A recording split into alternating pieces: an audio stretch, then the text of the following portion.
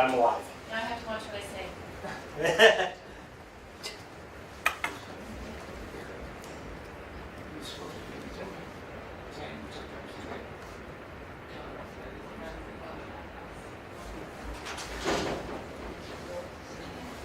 You good, Jen? Oh, nice to meet you. Catherine. Nice to meet you. We're starting. We're live now. I'm Joey Coleman. Watch what I say. We're live. She's going to be out in about 6 seconds. Okay. So, join us. Your hands are freezing. So, I'll see her hold up there. So, that cool.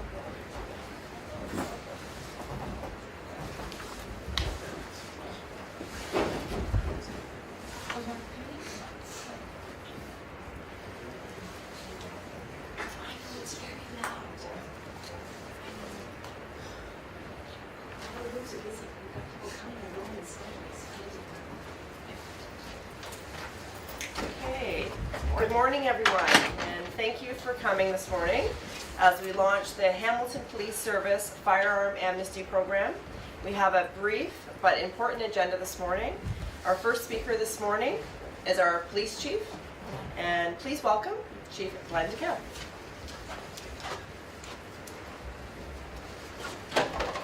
Good morning, and thank you very much for joining us today. As a community, we need to do everything that we can to interdict the availability and the supply of guns that may make their way to our streets. The men and women of the Hamilton Police Service are working very, very hard to get guns out of the hands of criminals. And with our Firearms Amnesty program, we hope that our community will help us by turning over guns that they have in their possession.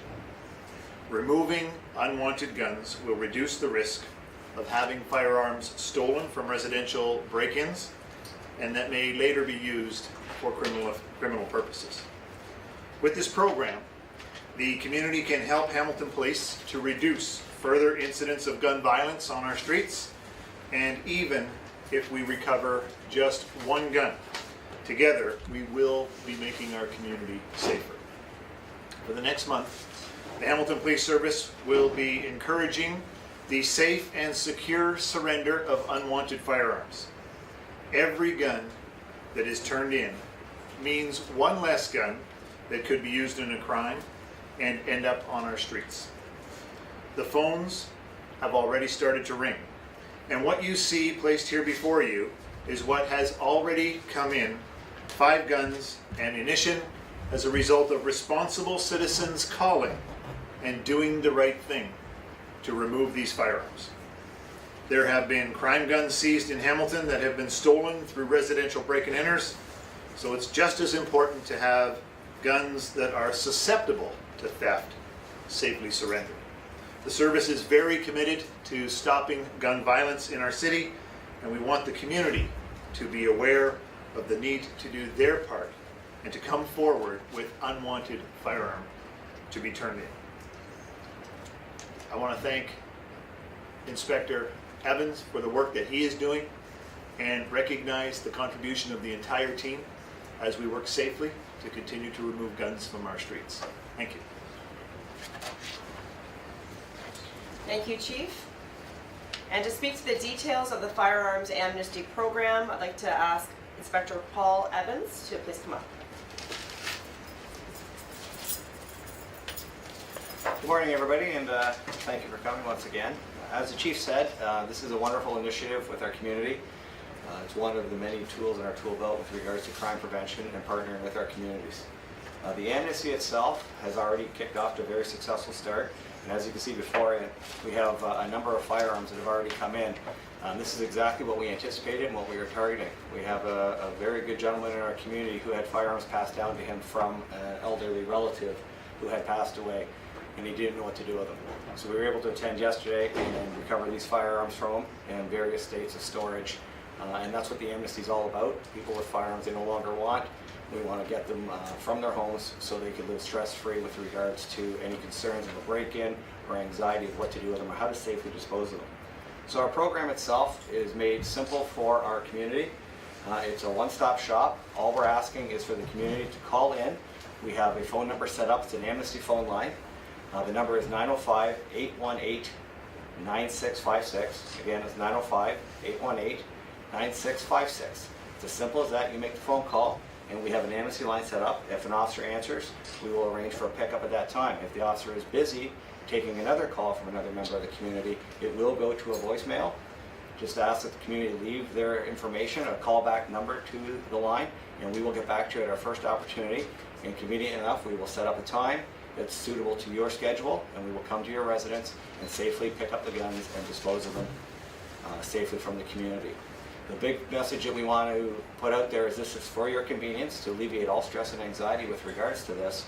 So we ask that nobody transport any firearms into any division, any station, into any reporting center.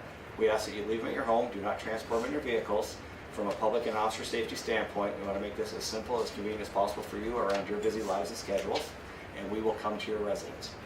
So at that point, if anybody has any questions with regards to the firearms or the program or any details, I'd love to answer them. For those who have antique firearms that are collector's items, for example, that they are concerned may be better placed in a museum, what happens with those types of weapons? Yes, a wonderful question. We're very cognizant of that, and there's a lot of historical value out there. We have a lot of veterans out in our community, and we do not want to diminish the importance of the firearms or their contributions to this. We're taking them out of the community, but the Police Services Act is very clear on what it is we do with the firearms. Anything of historical or educational value, the Police Services Act does speak that we shall turn those over to the Center of Forensic Sciences and the director thereof, and they will make the determination of the proper resting place in which they will be displayed and or disposed of at their discretion. So the Police Services Act is very clear for us. We will not be destroying anything like that. We will be passing them on to the proper authorities to make the lawful decisions as to their final place. And for people who, you've noted that the person who turned the firearms in front of us in was somebody who had received them from an elderly relative. Somebody who's received that, say, for example, they may have passed with the Hamilton Police a criminal record, but they are not illegally in possession of those firearms. How do you alleviate maybe their concerns about interacting with the police? And that's another very good question. That's the idea behind the amnesties. What we're speaking to in the amnesty are possession offenses. Anybody who may have acquired a firearm over the course of their lifetime may or may not have the proper licensing, registration, such as that. That's what the amnesty speaks to. It's for possession and storage offenses. What we're trying to do is make it easy and alleviate the stress and anxiety from some of those individuals. And now is the time to bring them forward and turn them over to us. And we will likely get them out of the community safely so they no longer have to deal with those issues of believing they're in contravention of the law. Do you have any possible estimate on how many, let's say, to use the word legally possessed firearms there are out there? That would not be a number I could speak to, sir, whatsoever. It would be a speculation, and therefore I would never want to speculate. Our big thing is we just want to encourage anybody in possession of a firearm they no longer wish to possess. And we have a lot of sport shooters, a lot of hunters who have had their weapons for a number of years, and they're just no longer interested in that. And those are the individuals we're asking them if they'd like a convenient way to dispose of them and not want to pass them along. We would love to partner with them and just take them out of the mix altogether. As for what is out there illegally, sir, that would be, yes, I wish I had that answer. But you've done this program before, right? Yes, sir. How much take-up has there been on it previous? In 2006, under the direction of Deputy Chief Lindritz at the time, we ran an amnesty and we brought in 1,254 firearms and tens of thousands of rounds of ammunition. That is going back a few years. That's on the heels of long gun registry. The citizens had till the end of 2003 to register their long guns. At that time, we did have a number of long guns coming in, so I would hazard a guess that that enormous number was very successful at the time. Would have been a number of individuals in the same situation we're in today, though, concerned with the fact that they may or may not be in compliance with the storage and possession laws, so they have the opportunity to turn them over. So the number at that time was reflective of that. I wish we could see that number this time, but as the chief has alluded to, each and every gun that comes in our minds, is a success. It's one less crime gun possibly in the community, and one less victim that could possibly be in our community, and that's what we're here for. In an average year, how many firearms are you getting reported stolen? In 2012, the number was 40 firearms.